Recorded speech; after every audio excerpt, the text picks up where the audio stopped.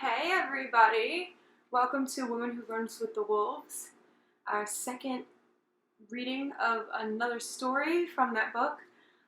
As most of you know, Women Who Runs with the Wolves is a book, a collection of stories that were passed down by oral tradition and were basically psychoanalyzed by psychologist Clarissa Pinkola Estes. So she gives a nice analysis and a psychoanalysis and goes super deep into the motives and the imagery, symbolism, and the collective archetypal conditions that a lot of these oral traditions were passed down on. A lot of it has to do with the collective feminine. So if you're interested in that, please listen in. So the first story that we read was Bluebeard, and that's about the archetypal predator. And this time we're going to read another story. And this story is called La Loba. Now, La Loba is the story of the woman who sings over the bones. And basically, it's the idea that the spirit, the collective spirit of the feminine is never dead. It just goes through transformations. And in the desert of this society where the feminine has been thirsty for certain qualities, certain feminine qualities, in patriarchal structures and in structures where in the feminine psyche was almost a diminishing aspect internalized that was conditioned, there is an aspect of decaying and dying, and the idea of La Loba is nature. This woman of nature, Mother Nature, breathes life into the feminine again. Okay, so La Loba. La Loba actually comes in chapter 1. And La Loba is also referred to as the Wolf Woman, which is interesting because this is called Women Who Run with the Wolves. La Loba, the Wolf Woman. I must reveal to you that I am not one of the divine who march into the desert and return gravid with wisdom. I've traveled many cook fires and spread angel bait round every sleeping place. But more often than the getting of wisdom, I've gotten indelicate episodes of Giardiasis E. coli and amoebic dysentery. Aye, such is the fate of middle-class mystic with delicate intestines.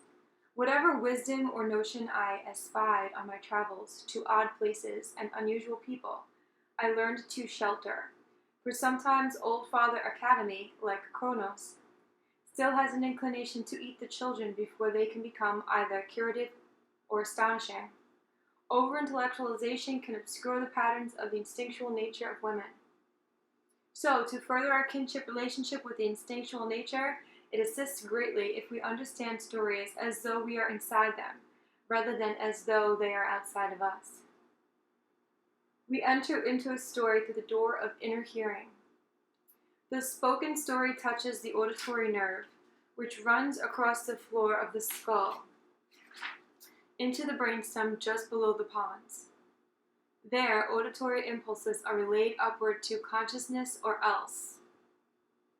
It is said, to the soul, depending on the attitude with which one listens. Ancient dissectionists spoke of the auditory nerve being divided into 3 or more pathways, deep in the brain.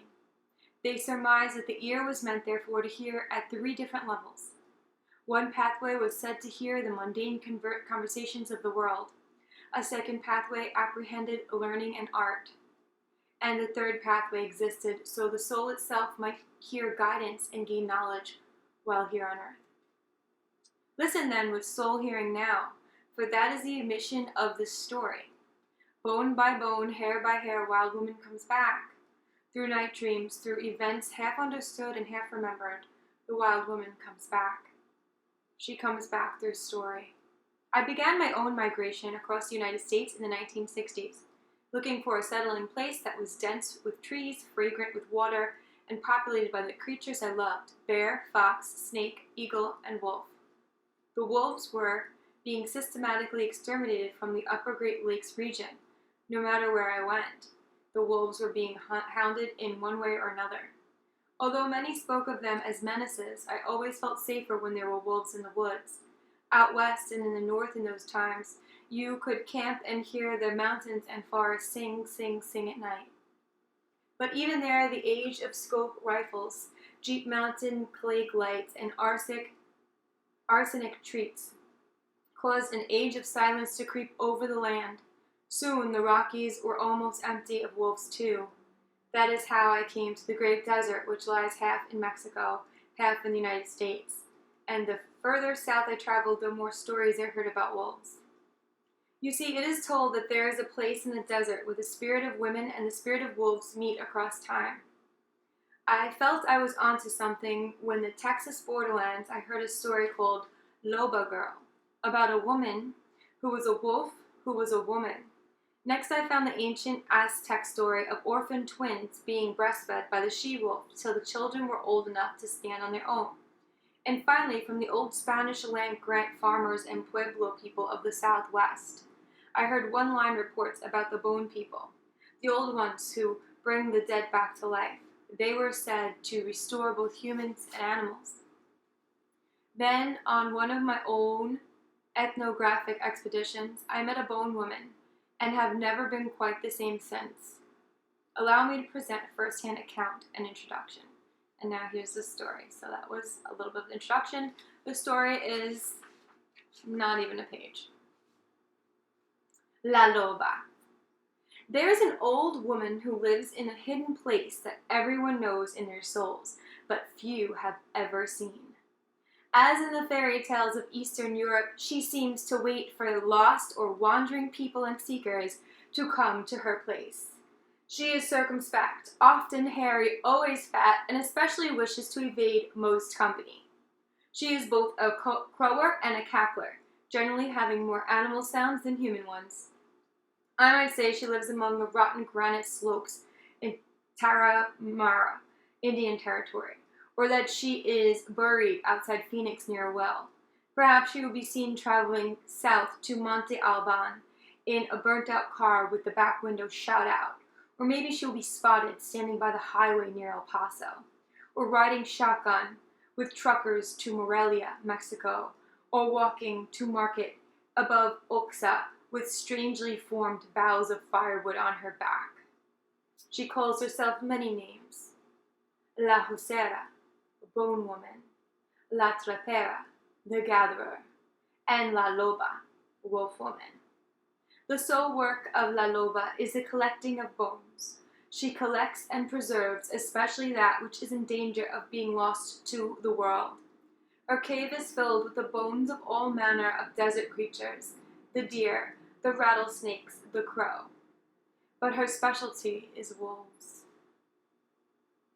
She creeps and crawls and sifts through the mountains, and arroyos, dry riverbeds, looking for wolf bones, and when she has assembled an entire skeleton, when the last bone is in place and the beautiful white sculpture of the creature is laid out before her, she sits by the fire and thinks about what song she will sing.